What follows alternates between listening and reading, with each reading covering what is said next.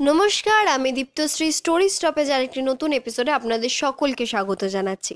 আজকে আমি আপনাদের বিভূতিভূষণ বন্দ্যোপাধ্যায়ের লেখা তারানাথ তান্ত্রিকের গল্প পড়ে শোনাবো। আশা করি গল্পটি আপনাদের সকলের ভালো লাগবে, তাই অনুরোধ রইল গল্পটিকে শুরু থেকে শেষ পর্যন্ত শোনার।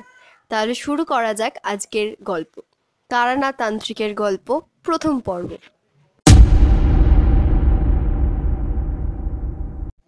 সন্ধে হইবার দেরি নয়। রাস্তায় পুরনো বইয়ের দোকানে বই দেখিয়া বেড়াইতেছি। এমন সময় আমার এক বন্ধু কিশোরী সেন আসিয়া বলিল, এই যে এখানে কি, চলো চলো জ্যোতিষীকে হাত দেখিয়ে আসি। তারানাথ জ্যোতিষীর নাম শোনোনি? মস্ত বড় গুণী। হাত দেখানোর ঝোঁক চিরকাল আছে, সত্যিকার ভালো জ্যোতিষী কখনো দেখি নাই। জিজ্ঞাসা করিলাম, বড় জ্যোতিষী মানে কি? যা বলে তা সত্যি হয়? আমার অতীত বা বর্তমান বলতে পারে, ভবিষ্যতের কথা বললে বিশ্বাস হয় না। বন্ধুটা বলিল, চলোই না, পকেটে টাকা আছে, 2 টাকা নেমে তোমার হাত দেখিয়েও দেখো না বলতে পারে কিনা। কাছেই একটা গলির মধ্যে একতলা বাড়ির গায়ে টিনের সাইনবোর্ডে লেখা আছে, তারানাথ জ্যোতির্বিনোদ। এই স্থানে হাত দেখা ও কোষ্ঠী বিচার করা হয়। গ্রহশান্তির কবচ তন্ত্রোক্ত মতে প্রস্তুত করি, আসুন ও দেখিয়া বিচার করুন। বড় বড় রাজা মহারাজার প্রশংসাপত্র আছে, দর্শনই নামমাত্র। বন্ধুর কথায় গেলাম। বন্ধু বলিল, এই বাড়ি। হাসি আমি বলিলাম, লোকটা বোগাস, এত রাজা মহারাজা যার ভক্ত, তার এই বাড়ি?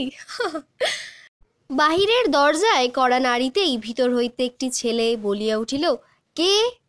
কিশোরী জিজ্ঞাসা করিল, জ্যোতিষী মশাই বাড়ি আছেন? ভিতর হইতে খানিকক্ষণ কোনো উত্তর শোনা গেল না। তারপর দরজা খুলিয়া গেল।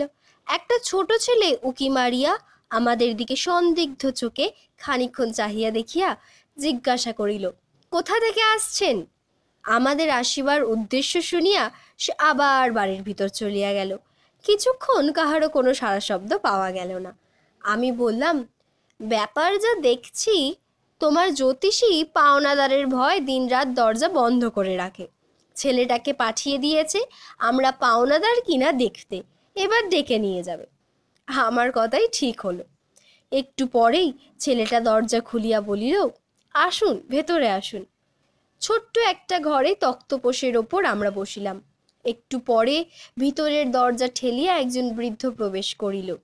কিশোরী উঠিয়া দাঁড়াইয়া হাত জোর করে প্রণাম করিয়া বলিল, পণ্ডিত মশাই আসুন। বৃদ্ধের বয়স 60-62 বেশি হইবে না। রং টকটকে গৌরবর্ণ। এ বয়সেও গায়ের রং জৌলস আছে। মাথার চুল প্রায় সব উঠিয়া গিয়াছে। মুখের ভাবে ধূর্ততা ও বুদ্ধিমত্তা মেশানো। নিচে চোয়ালের গড়ন দৃঢ়তা ব্যঞ্জক।